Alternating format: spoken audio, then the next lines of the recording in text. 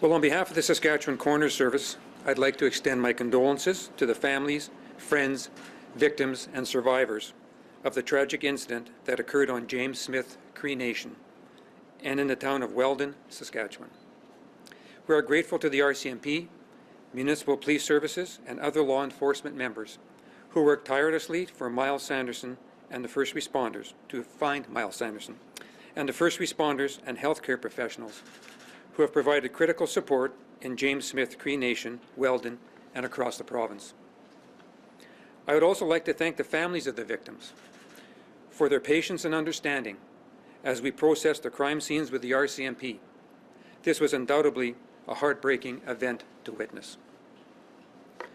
We are confident in the work being done by the RCMP, municipal police services, the Serious Incident Response Team, as well as our team with the Saskatchewan Coroners Service to develop a better picture of this tragedy. The events that occurred require a methodical and complete investigation. With the suspect deceased, there will not be a public criminal trial. Without a public hearing of the facts, it will leave many questions unanswered from the families involved and the public pertaining to the circumstances leading to the deaths. Today, I am announcing that an inquest will be held for the 11 deaths that occurred on the James Smith Cree Nation and in Weldon on September 4, 2022. The Saskatchewan Coroners Act 1999, Section 22, provides the Chief Coroner with the authority to hold one inquest for multiple deaths from the same event. A separate inquest will be held for Miles Sanderson, as his death did not occur during the events of September 4, and he died while in police custody. In the event of a death in custody, Section 20 of the Coroners Act stipulates it is mandatory to call an inquest. The Coroner Service mandate is to conduct inquests in accordance with Section 19 of the Saskatchewan Coroners Act 1999. In this instance, an inquest will be held in accordance with Section 19B to inform the public of circumstances surrounding a death, and Section 19C to bring dangerous practices or conditions to light and facilitate the making of recommendations to avoid preventable deaths. The Coroners Act is very progressive in Saskatchewan. The Act allows the Chief Coroner to form a jury with individuals from a specific cultural group. It is my intention to have the jury wholly comprised of Indigenous persons. The police and the Coroner Service are in preliminary stages of their investigation, which includes toxicology results, pathology and autopsy results, the completion of the police investigation, preparing scene photos and diagrams, completing statements from witnesses, securing and itemizing all exhibits, and preparing reports.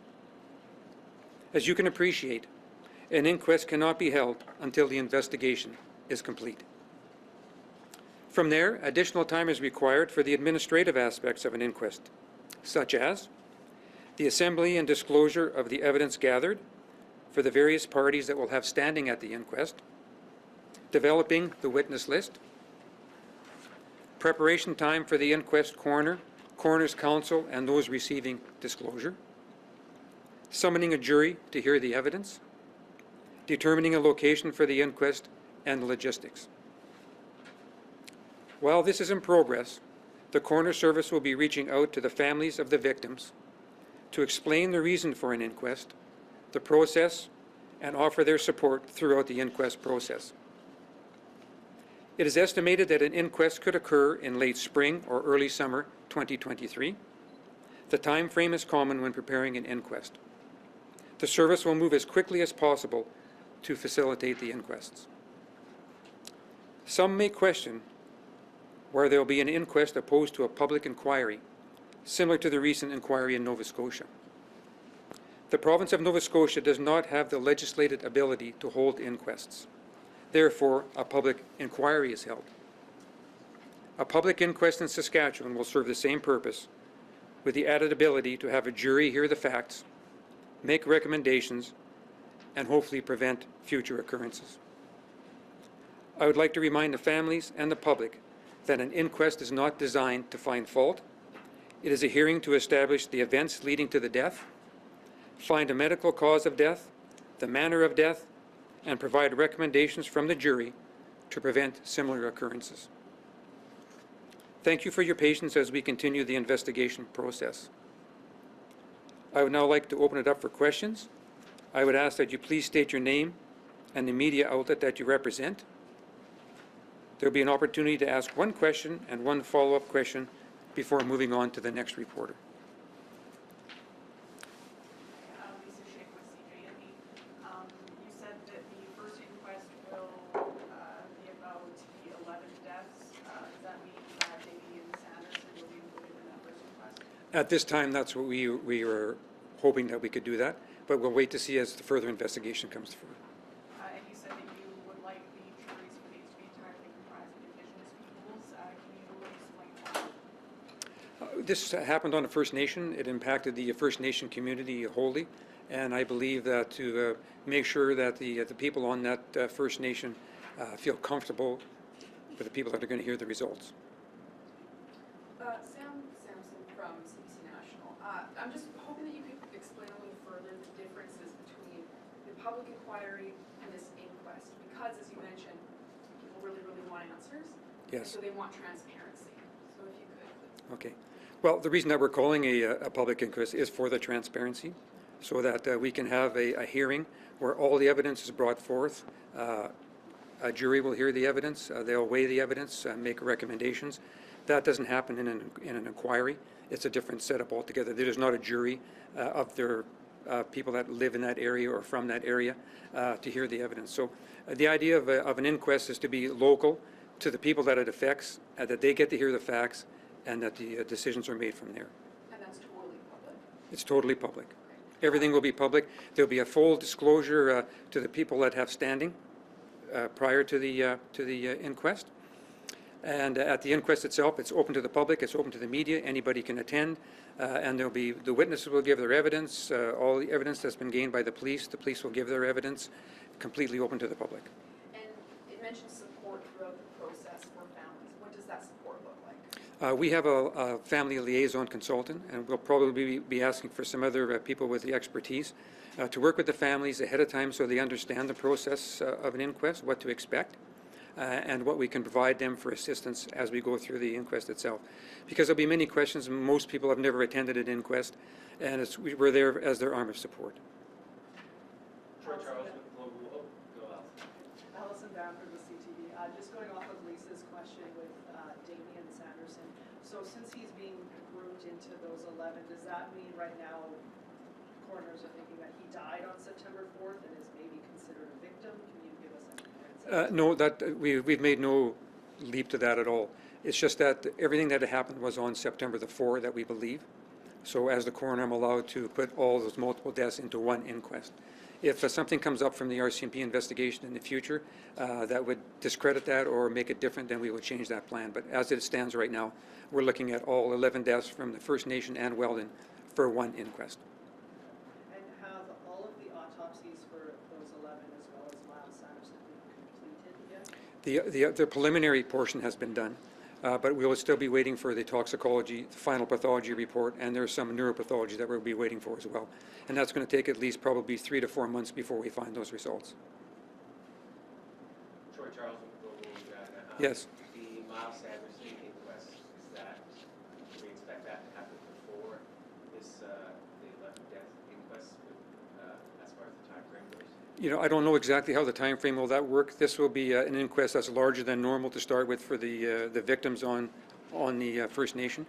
I would think that we would want to take care of the victims first for the inquest, and then we'll worry about the other inquest after that.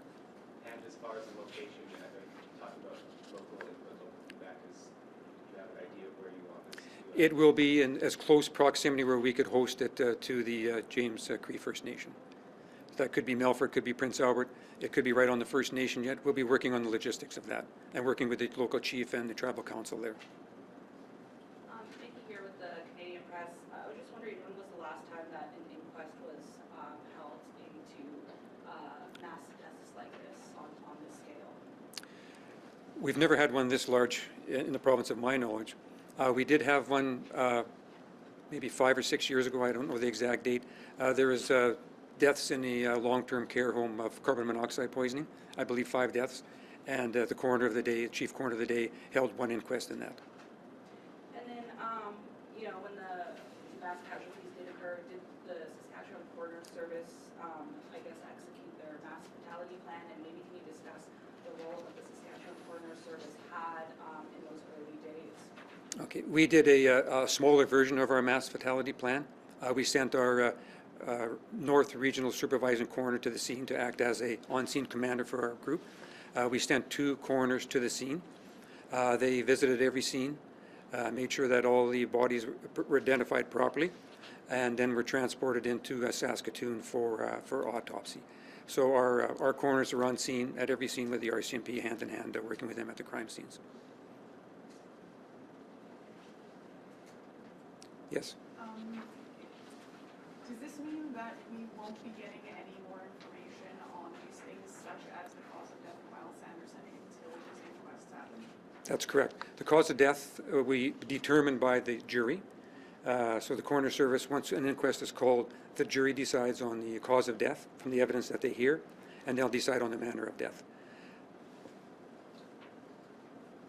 Why would a jury decide on the cause of death? Isn't that the coroner's job? No, that's why we have an inquest. So it's a public inquest with a jury that hears all the evidence, and they decide on, they'll hear all the evidence given by the forensic pathologists or from the police, and they decide on the manner and cause of death. That's how inquests work, right across the Commonwealth. So when that toxicology report is then released or completed 3 to 4 months, will that be released to the public? No, And no autopsy No. results will be released? it will all be released in whole at the inquest. That's the idea of an inquest, to make sure all the evidence is gathered properly and presented all in a organized fashion. So I'm assuming then when Saskatoon police do their, independent investigation, they'll be giving those results as well? The Saskatoon police will get the results, and the RCMP will get the results because they're in the investigating agencies. Yeah. Can they decide to give it, to release it publicly, or is it legislated that they can't? It should remain under the domain of the coroner's service. When we give disclosure to the people that have standing ahead of time and the families, specific waivers are signed of confidentiality that they have to hold that until the inquest. This is one of the worst mass killings in recent Canadian history. How fair is it to make the public wait almost a year for answers? Well, I think we have processes in Canada, due processes, to make sure that the public is aware of what's happened. It takes time to put the picture together. The last thing we want is to give out some preliminary information, and then witnesses at the inquest give different information, and now we've got a real quagmire of what really did happen. So it's prudent to make sure we have all the information, everything is gathered in a proper form, and then presented at an inquest.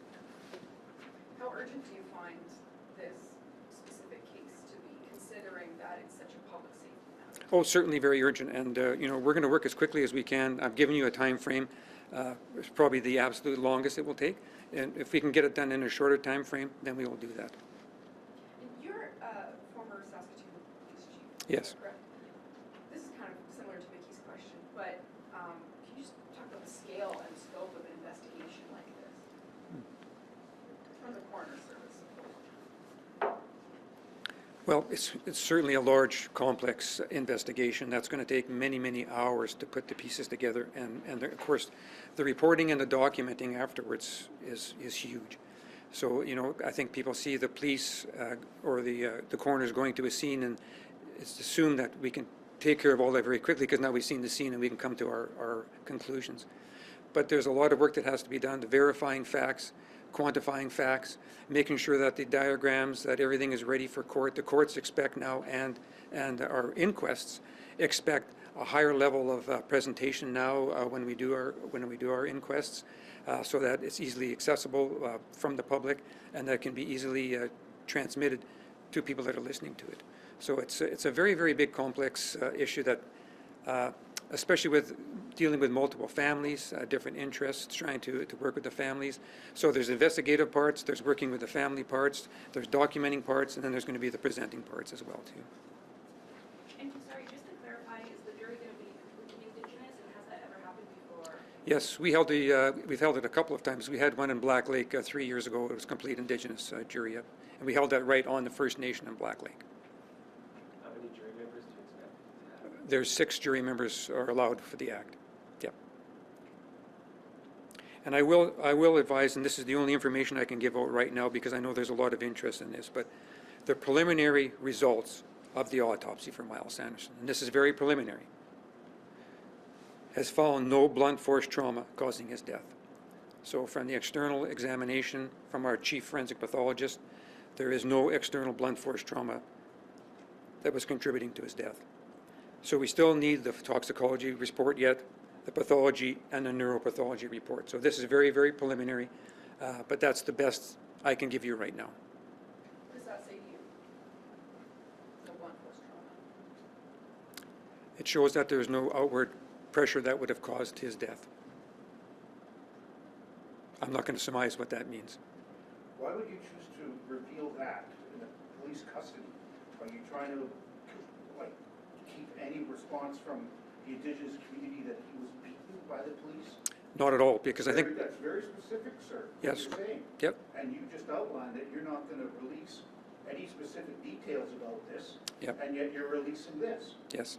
What is the purpose of releasing that, saying that the police did not beat this man while he was in custody, which the Indigenous community is highly, they're thinking that, you know, this guy was pounded by the cops.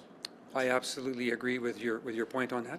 And the reason I'm putting that out now, because I know there is so much interest in this publicly. And all I want to do is give out one preliminary fact, and we'll let the rest of it when the jury and the inquest is held. Are you breaching your own rules by doing this? I don't believe so. I spoke to the vice chief on Jim's Smith Nation, and they had said that, you know, they want information, but they don't want any of the gory details right now. Have you had any conversations with leadership on First Nation regarding something like that? And is this, you know, No. maybe possibly why no information is being released right now? I've not had personally, but the coroners that were responsible at the scene contacted each family member. By yesterday, every family member was contacted, explained why we're having an inquest, and what the process might be as we work forward. And do you know what their response was to that, or? I believe it was positive. I don't have any reports that there was any anger towards calling an inquest. I want to go back to what Richard was mentioning. Why would you give us that preliminary information right now if Miles Sanderson's death is under police investigation? Yeah. I think it's important that the public hears and the media hears and the families hear what we have very, very preliminary on this. And that's what I'm mentioning, it's very, very preliminary. But I think it's important that some information come out because people are waiting for some information on this. So I've given that small amount just up front. Why not give more? Well, then we're going to certainly taint the whole inquest process if I do that. That's why everything will be presented to a jury. They'll hear the evidence from the forensic pathologist. They'll hear the evidence from the witnesses, and they will determine what the cause and the manner of death is. I'm not certainly saying any cause or any manner here at all. All I'm saying is what we had very, very preliminary. During an incident like this, do you have to get the permission of the family member to do an autopsy on, you know, Miles Sanderson or any of the others? No, under the Coroners Act, we have the authority to conduct an autopsy. So the family can't do its own autopsy by hiring outside pathologists? Oh, absolutely. If the family wished to have another autopsy completed, that certainly would be an option for them, yes. Do you have any other preliminary results that No. you could share with us? No. No.